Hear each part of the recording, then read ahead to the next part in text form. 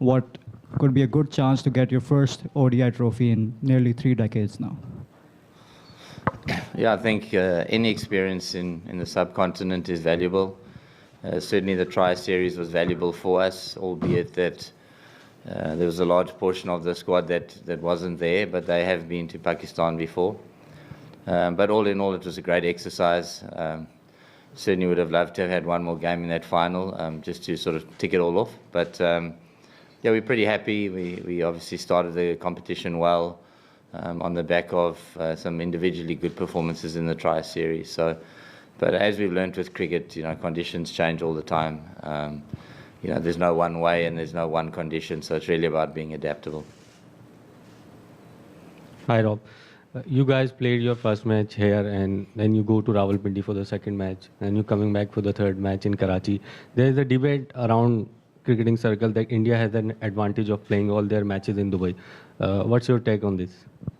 Is that a serious question? Yeah.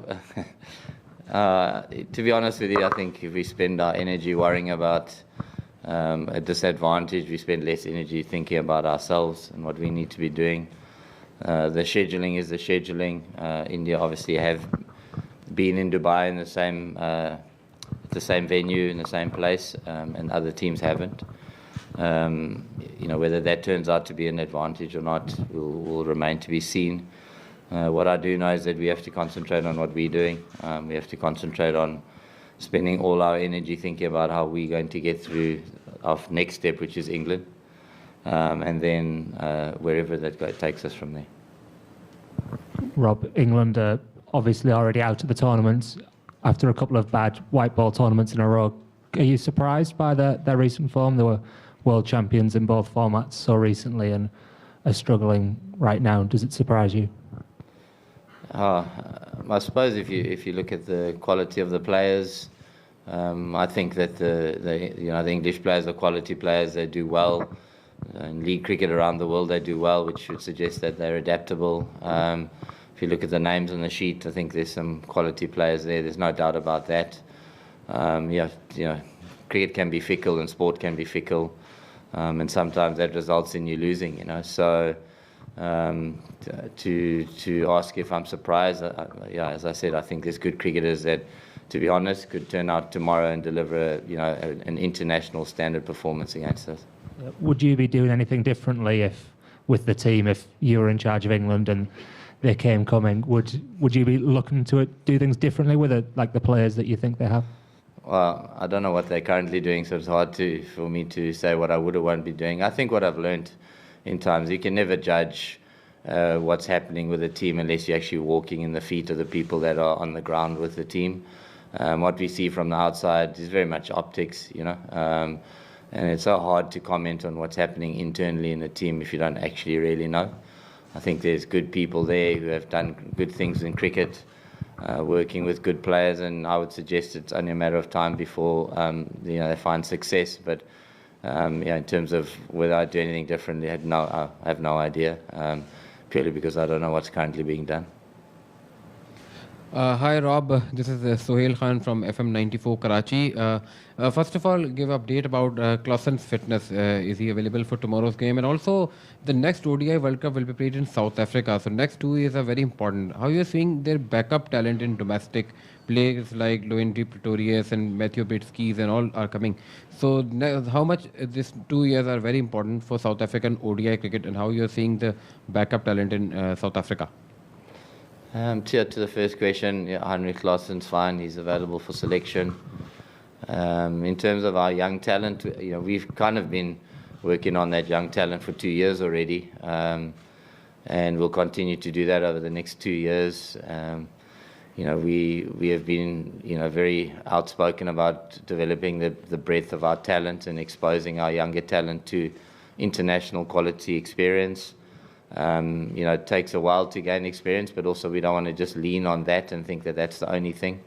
Building our skill sets in different conditions is important, but you only get to do that if you expose those players in different countries against different oppositions, in different contexts. So trying to get all of that right, but still remain a winning team is the juggling act, and we potentially haven't got it right in the lead up to this tournament, but we're certainly chipping away and doing our very best to make sure that we've got a wider group of players. We understand retirements, we understand league commitments and the lure of the league money, we understand all of that, and managing our players well. So we're working hard and getting all those things right. Hi Rob, I was going to ask about Heinrich as well, but can you just talk about how valuable it is to have someone like him back in the 11? I mean, last time he faced England in an ODI, absolutely took them apart towards the back end. Yeah, I mean, he's a super player, isn't he? And I think that, you probably notice his strength also based on who the guys are around him that allow him to play that way. And obviously he's got a skill set at the moment that is right up there with the world's best. I think we all agree with that. And it's great to have him in your team because you know how destructive he can be. But all that said is that I know that the way he plays and the destructive nature of his game is also based on the confidence of the people around him and the way that they play. And so sort of the whole piece of the puzzle is important in allowing him and freeing him up to play the best version of his game and be his best version. So, look, it's exciting for everyone when he does play that way, and certainly hoping for a number of those knocks in the next 10 days or so. Hi Rob, could you give us a bit of an insight, a bit of a flavour as to what the qualities are of Temba Bavuma as your ODI captain? I mean, apart from being a wonderful batsman, which we have seen again, like Temba has shown in the test matches as well as in one-day cricket, he can find a method to score in all conditions. Sometimes in one-day cricket, being at the top of the order is where everyone wants to be, but on other days it's not as easy. But he's still there, and he still has the game to deal with the differing conditions. He's got an exceptionally steely resolve, really, a great resilience. Personally, as a person who's sort of had to deal with a lot in South Africa and carry a lot in South Africa and still find a way to deliver on the field.